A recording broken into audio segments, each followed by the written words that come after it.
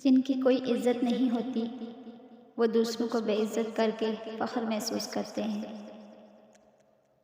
جو وقت نہیں دے سکتا وہ ساتھ کیا دے گا؟ وہ گناہ گاروں کی بھی سنتا ہے، تم بس ہاتھ اٹھا کر تو دیکھو۔ نماز وہ رسی ہے جو بندے کو اللہ سے جوڑ دیتی ہے۔ صرف اللہ کے لیے نیک اعمال کرنے کی لگن رکھو۔ قرآن مجید کی تلاوت ٹوٹے ہوئے دلوں کو جوڑ دیتی ہے اور ان کے چہروں پر مسکراہٹ بکھیرتے ہیں تو آپ دنیا کے خوبصورت ترین انسان ہیں۔ دولت جب بولتی ہے تو سچائی بعض دفعہ خاموش ہو جاتی ہے۔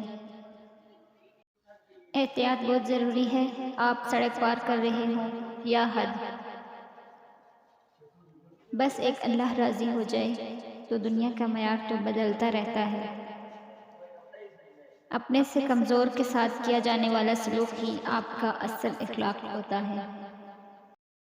سلجھا ہوا انسان کہیں نہ کہیں الجھا ہوتا ہے۔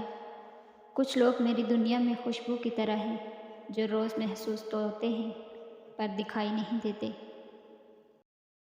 زندگی ایسے جیو کہ کوئی ہنسے تو تمہاری وجہ سے ہنسے، تم پر نہیں، اور کوئی روئے تو تمہارے لیے روئے، تمہاری وجہ سے نہیں۔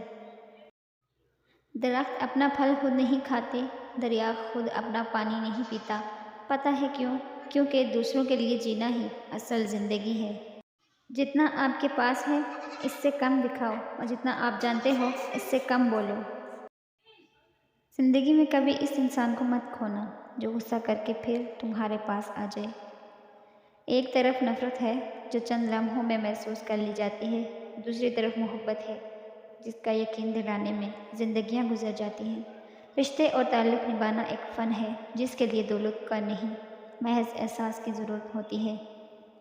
میں نے بدتمیز لوگوں سے تمیز سیکھی، باتونی لوگ سے خاموشی سیکھی اور بے ادب لوگوں سے ادب سیکھا۔ دوسروں کے لیے اچھا سوچو گے تو اللہ تمہارے لیے راستے بنا دے گا اور مشکلیں آسان کر دے گا۔ کبھی ایسا بھی ہوتا ہے کہ سکون کے لیے دوا کی نہیں، کسی کے لفظوں کی ضرورت ہوتی ہے۔ بیوقوف سے بحث کرنا دراصل یہ ظاہر کرتا ہے کہ بیوقوف ایک ہی نہیں بلکہ دو ہیں۔ جب کسی کی بات کڑوی لگے تو سمجھ جاؤ سچ بولا جا رہا ہے، اور اگر کسی کا لہجہ کڑوا لگے تو سمجھ جاؤ اللہ حافظ کیا جا رہا ہے۔